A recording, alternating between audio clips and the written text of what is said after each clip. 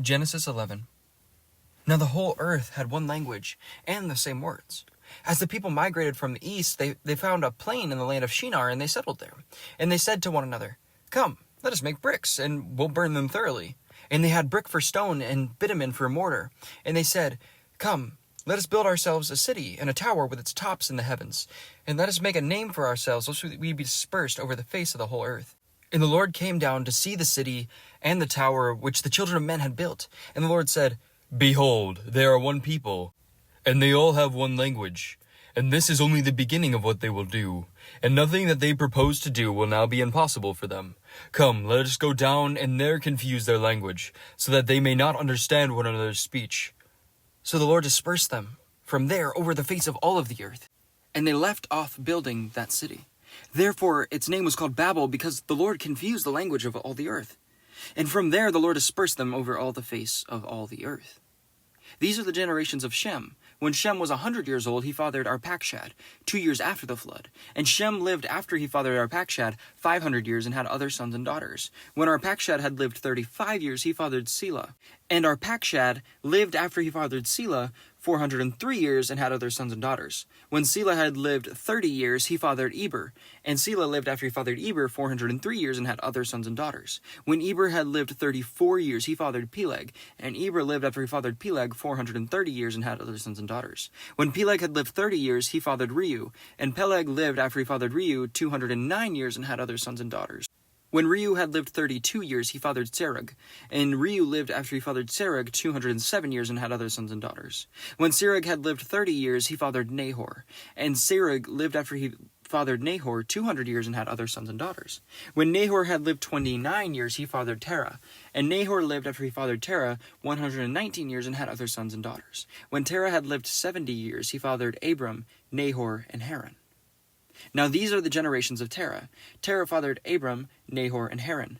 Haran fathered Lot, and Haran died in the presence of his father Terah in the land of the kindred in Ur of the Chaldeans. And Abram and Nahor took wives. The name of Abram's wife was Sarai. The name of Nahor's wife, Milcah, the daughter of Haran, the father of Milcah and Ishka. Now Sarai was barren, she had no child. Terah took Abram his son, and Lot the son of Haran his grandson, and Sarai his daughter-in-law, his son Abram's wife, and they went forth together from the Ur of Chaldeans to go into the land of Canaan. But when they came to Haran, they settled there.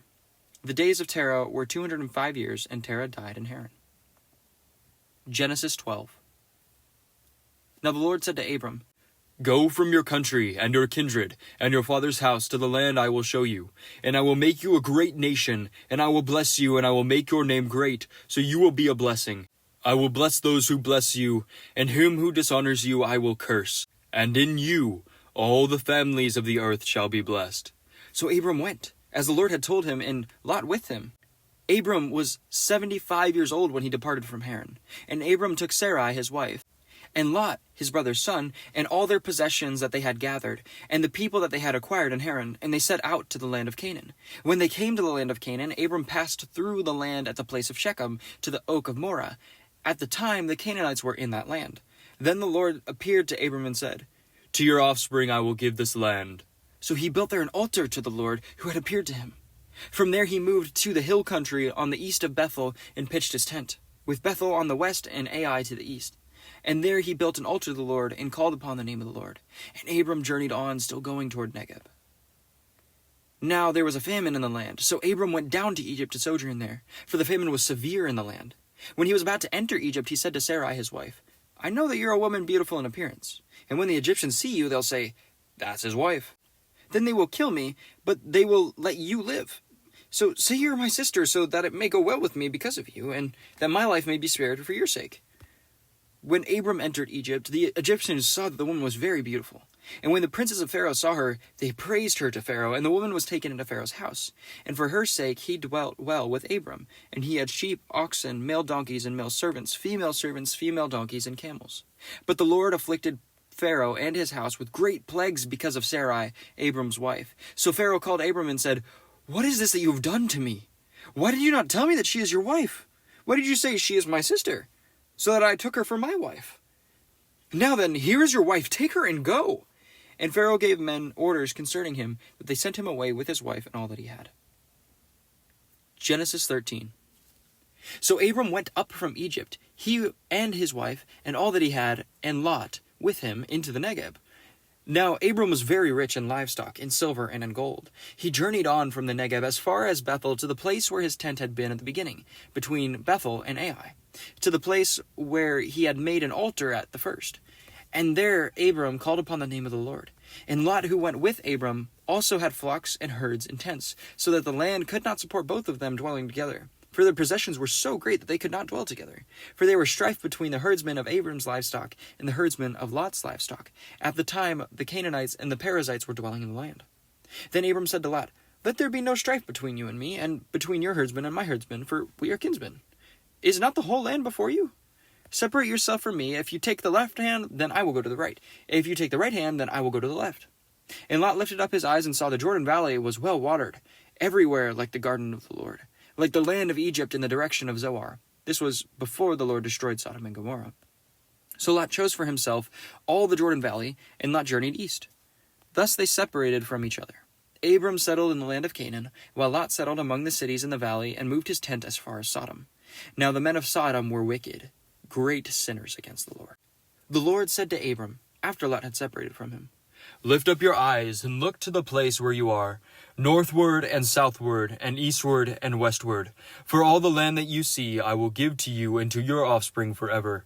I will make your offspring as the dust of the earth, so that if one can count the dust of the earth, your offspring also can be counted. Arise, walk through the length and the breadth of the land, for I will give it to you." So Abram moved his tent and came and settled by the oaks of Mamre, which are at Hebron, and there he built an altar to the Lord. Genesis 14. In the days of Amraphel, king of Shinar, Arioch, king of Elashar, Chedorlaomer, king of Elam, and Tidal, king of Goyim, these kings made war with Bera, king of Sodom, Birsha, king of Gomorrah, Shinab, king of Admah, Shemeber, king of Zeboim, then the king of Bela, that is Zoar. And all these joined forces in the valley of Siddim, that is, the Salt Sea. 12 years they had served Chedorlaomer, but in the 13th year they rebelled. In the 14th year of Chedorlaomer, and the kings who were with him came and defeated Rephaim in Ashtaroth Karnaim, the Zuzim in Ham, the Emim in Shaveth Kiriathaim, and the Horites in their country of Seir as far as El Paran, on the border of the wilderness. Then they turned back and came to El Mishpat, that is, Kadesh, and defeated all the country of the Amalekites, and also the Amorites who were dwelling in the Hazazon Tamar. Then the king of Sodom, the king of Gomorrah, the king of Admah, the king of Zeboim, the king of Bela, that is Zoar, went out, and they joined the battle in the valley of Siddim with Chedorlaomer, king of Elam, Tidal, king of Goyim, Amraphel, king of Shinar, and Arioch, king of Elazar, 4 kings against 5. Now the valley of Siddim was full of bitumen pits, and as the kings of Sodom and Gomorrah fled, some fell into them, and the rest fled into the hill country. So the enemy took all possessions of Sodom and Gomorrah, and all their provisions, and went their way. They also took Lot, the son of Abram's brother, who was dwelling in Sodom, and his possessions, and went their way. Then one who had escaped, and told Abram the Hebrew, who was living by the oaks of Mamre, the Amorite, the brother of Eshcol and of Aner. These were allies of Abram. When Abram heard that his kinsmen had been taken captive, he led forth his trained men, born in his house, 318 of them, and went in pursuit as far as Dan. And he divided his forces against them by night, he and his servants, and defeated them, and pursued them to Hobah, north of Damascus. He then brought all his possessions back, and also brought back his kinsman Lot with all of his possessions, and the women and the people. After this return from the defeat of Chedorlaomer, and the kings who were with him, the king of Sodom went out to meet him in the valley of Shaveth, that is, the king's valley. And Melchizedek, king of Salem, brought out bread and wine. He is the priest of God Most High. And he blessed him, saying, "Blessed be Abraham by God Most High, possessor of heaven and earth, and blessed be God Most High, who has delivered your enemies into your hand." And Abram gave him 1/10 of everything. And king of Sodom said to Abram, "Give me the persons, but take the goods for yourself." But Abram said to the king of Sodom, I have lifted my hand to the Lord, God Most High, possessor of heaven and earth, that I would not take a thread or a sandal strap or anything that is yours, lest you should have said, I made Abram rich. I will take nothing but what the young men have eaten, and the share of the men who went with me. Let Aner, Eshcol, and Mamre take their share. Genesis 15. After these things, the word of the Lord came to Abram in a vision. Fear not, Abram. I am your shield. Your reward shall be very great. But Abram said, O Lord God, what will you give me? For I continue childless, and the heir of my house is Eliezer of Damascus? And Abram said, Behold, you have given me no offspring, and a member of my household will be my heir. And behold, the word of the Lord came to him. This man shall not be your heir. Your very own son shall be your heir. And he brought him outside and said, Look toward heaven, and number the stars, if you are able to number them. Then he said to him, So shall your offspring be. And he believed the Lord, and he counted it to him as righteousness. And he said to him, I am the Lord who brought you out from Ur of the Chaldeans, to give you this land to possess. But he said, O Lord God, how am I to know that I shall possess it? He said to him, Bring me a heifer 3 years old, a female goat 3 years old, a ram 3 years old, a turtle dove, and a young pigeon. He brought him all these, cut them in half, and laid each half over against the other. But he did not cut the birds in half. And when the birds of prey came down on the carcasses, Abram drove them away. As the sun was going down, a deep sleep fell on Abram. And behold, dreadful and great darkness fell upon him. Then the Lord said to Abram, Know for certain that your offspring will be sojourners in the land that is not theirs, and will be servants there, and they will be afflicted for 400 years. But I will bring judgment on the nation they serve, and afterward they shall come out with great possessions. As for you, you shall go to your fathers in peace. You shall be buried in a good old age, and they shall come back here in 4 generations, for the iniquity of the Amorites is not yet complete.